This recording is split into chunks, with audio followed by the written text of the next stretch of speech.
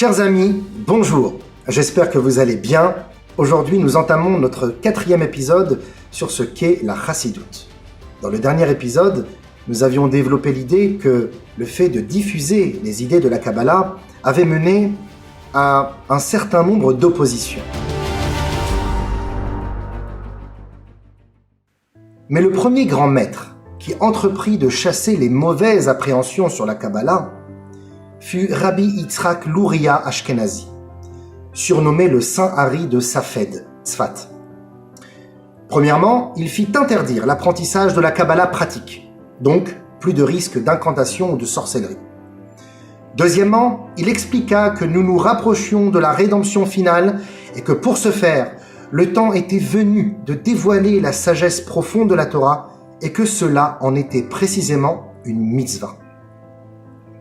Cependant, la plus grande révolution pour la diffusion de l'intériorité de la Torah au plus grand nombre se réalisa il y a 286 ans, au XVIIIe siècle, par le fondateur de la chassidoute, Rabbi Israël Baal Shem Tov.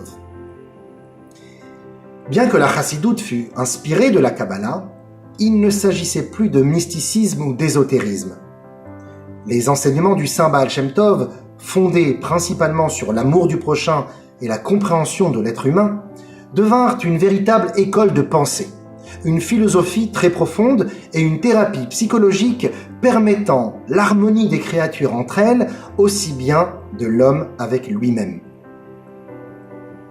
Pour expliquer la différence entre la Kabbalah et la chassidoute, le Baal HaTanya, Rabbi Shneur Zalman de Liadi, donne la parabole suivante. Un jour, le fils unique du roi tomba gravement malade. Les médecins ne trouvèrent aucun remède jusqu'à que l'un d'eux conseilla au roi d'extraire le joyau de sa couronne, de le broyer en poudre, d'en faire une mixture et de l'administrer au petit prince. C'est ce que l'on fit, mais de par sa grande faiblesse, l'enfant n'arrivait pas à ingurgiter la potion qui se déversa à terre. Le joyau du roi avait été perdu pour rien. Mais voilà, par miracle, une seule petite goutte entra dans la gorge de l'enfant et ceci lui permit de guérir. Vous l'avez compris, le roi c'est Hachem. L'enfant malade, c'est un peuple juif affaibli par les tourmentes de l'exil. Le joyau du roi, c'est l'intériorité de la Torah, la Kabbalah. Il était temps d'administrer les parties profondes de la Torah au peuple juif souffrant. Mais on ne peut pas faire avaler un joyau entier à un enfant. Il faut tout d'abord le broyer, le liquéfier, le filtrer. Eh bien, la mixture, mes chers amis, c'est la chassidoute. La chassidoute, c'est de la Kabbalah concentrée et ajustée pour que tous puissent en profiter. Mais ce qui est le plus surprenant, c'est le fait qu'une infime quantité de cette mixture peut guérir l'enfant, peut guérir le peuple juif. La Kabbalah et la chassidoute, toutes les deux, représentent donc l'âme de la Torah, Nishmata Deorayeta. Cela voudrait-il dire que d'étudier la Torah sans l'approche de la Kabbalah ou de la chassidoute serait comparé à un corps sans âme, sans vitalité, ce qu'à Dieu ne plaise? Ça serait grave de dire cela. On peut très bien vivre sans Kabbalah ou chassidoute. Permettez-moi donc de développer une des nombreuses notions de ce qu'est l'âme, la Neshama. L'âme est une entité spirituelle, divine, qui est créée par Dieu dans les mondes célestes, et lorsqu'arrive le moment pour cette âme de descendre en ce bas monde et donner vie à un corps, elle se coupe en deux parties, l'essence et le reflet. L'essence de l'âme est préservée dans les mondes supérieurs et se dévoile dans l'homme en des moments d'élévation très particuliers. Elle est une sorte d'écran de protection, mais reste à l'écart de la matérialité. Tandis que le reflet de l'âme habite le corps, remplit le corps, en subit les bouleversements, en subit les conséquences.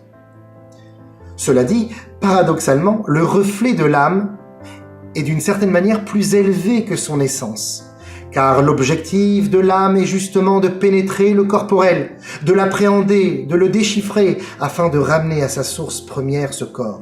Là est toute la volonté du Créateur.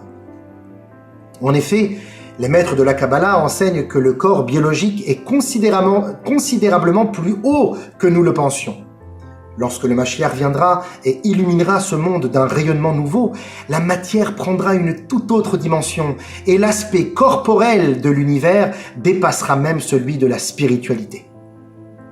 Pour résumer, nous possédons premièrement, l'essence de l'âme, protectrice certes, mais détachée de ce monde, détachée du corps. Deuxièmement, le reflet de l'âme, véritable envoyé divin qui s'arme de courage et qui remplit le corps. Et enfin, troisièmement, le corps lui-même, antithèse, ennemi de l'âme, mais qui peut devenir son plus grand allié en remplissant la volonté divine. Car le véritable pouvoir du corps nous est malheureusement caché pendant l'exil. Pour l'heure, le corps vénère les plaisirs de ce bas monde, mais viendra un temps où il surpassera tout ce que nous connaissons de plus sain aujourd'hui. Voilà où je veux en venir.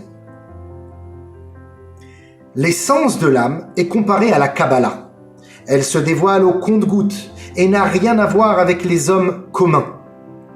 Le reflet de l'âme, quant à lui, est comparé à la Chassidoute, qui possède les mêmes forces que sa grande sœur, les mêmes forces que la Kabbalah, l'essence de l'âme, mais interagit pour autant dans le monde. La Chassidoute se fond dans la masse. La Chassidoute imprègne tout et tout s'imprègne d'elle, car c'est un enseignement pédagogique, c'est le joyau broyé du roi. Bien sûr, il existe une autre école de pensée, le Moussar, l'éthique juive, qui éveille les consciences et qui aide à réparer les mauvais traits de caractère de l'homme. Le Moussar est très puissant lui aussi pour arriver à Dieu. Mais alors que le Moussar se concentre sur ce que tu aurais pu devenir et sur ce que tu devrais devenir, la Chassidoute se concentre sur ce que tu es dans le fond, c'est-à-dire un être parfait qui n'attend qu'à être dévoilé. Alors que le Moussar se penche sur la petitesse et la faiblesse du corps, la Chassidoute se penche sur la grandeur de l'âme, véritable parcelle de Dieu qui nous habite tous, bons ou méchants. La Chassidoute a même un double but.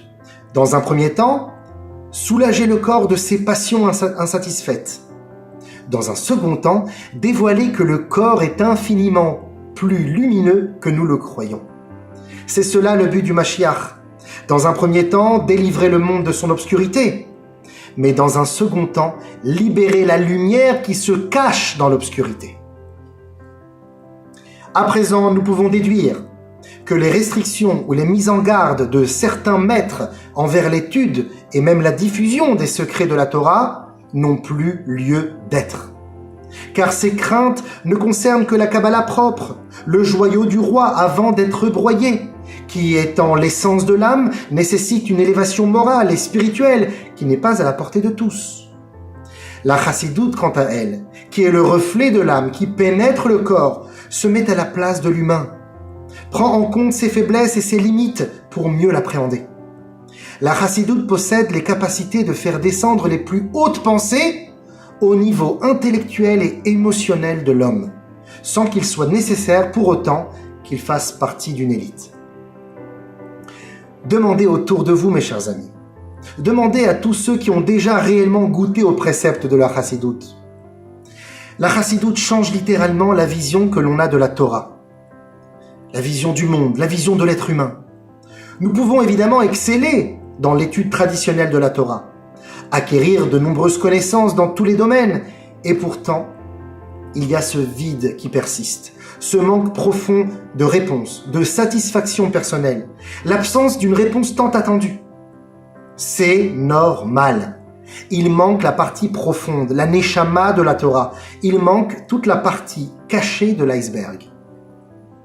Cela ne veut pas dire que sans la Chassidoute, l'homme est perdu, mais plutôt qu'avec la Chassidoute, il peut se retrouver plus facilement.